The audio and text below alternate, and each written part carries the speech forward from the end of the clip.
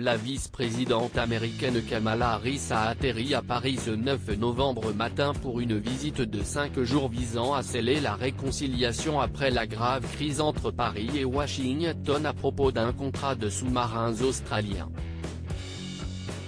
Il fait bon être en France et je me réjouis d'avance de nombreux jours de discussions productives pour renforcer la solidité de notre relation, a-t-elle déclaré à la presse à sa descente d'Air Force 2 à l'aéroport d'Orly. Kamala Harris, qui maîtrise la langue française, s'est ensuite rendue à l'Institut Pasteur pour rencontrer des chercheurs américains et français travaillant sur le Covid-19.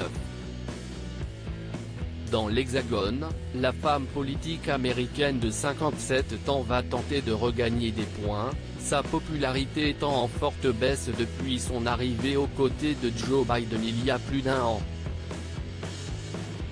L'Express analyse le cas Harris, elle est peut-être victime du syndrome de l'imposteur, note de la rédaction, ce manque de confiance en soi qui provoque un curieux sentiment d'imposture, suppose la spécialiste des États-Unis Françoise Coste.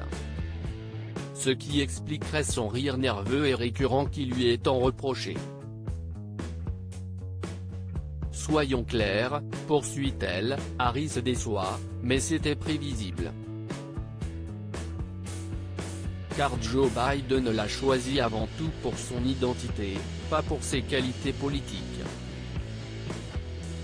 Cette visite officielle en France est une occasion pour Kamala Harris de prendre un nouveau départ après les difficultés accumulées en son pays, dialogue entre l'entourage de Biden et celui de Harris, réputation de manager cassante et atmosphère de travail malsaine dans son staff.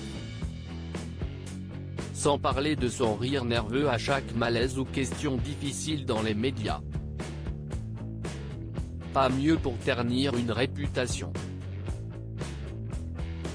Toujours sur la défensive, l'ex-procureur a, semble-t-il, du mal à gérer les critiques selon des experts américains.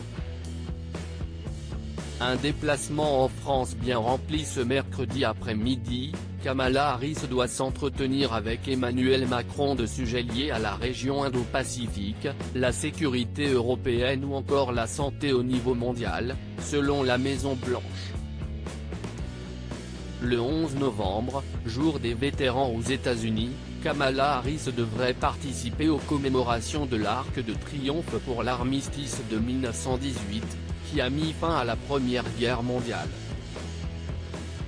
Accompagnée de son mari Doug Emhoff, elle visitera le cimetière militaire américain de Suresnes, près de Paris, puis se rendra au Forum de Paris sur la paix.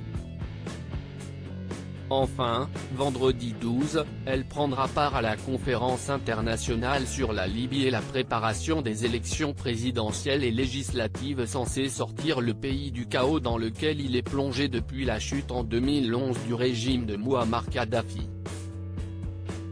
Ce déplacement a lieu après l'affaire des sous-marins, initiée en septembre dernier. Les États-Unis et l'Australie ont infligé un véritable camouflet à Paris en scellant une alliance de défense dans le Pacifique avec le Royaume-Uni, désigné sous l'acronyme AUKUS, Washington soufflant un énorme contrat de sous-marins initialement promis à la France.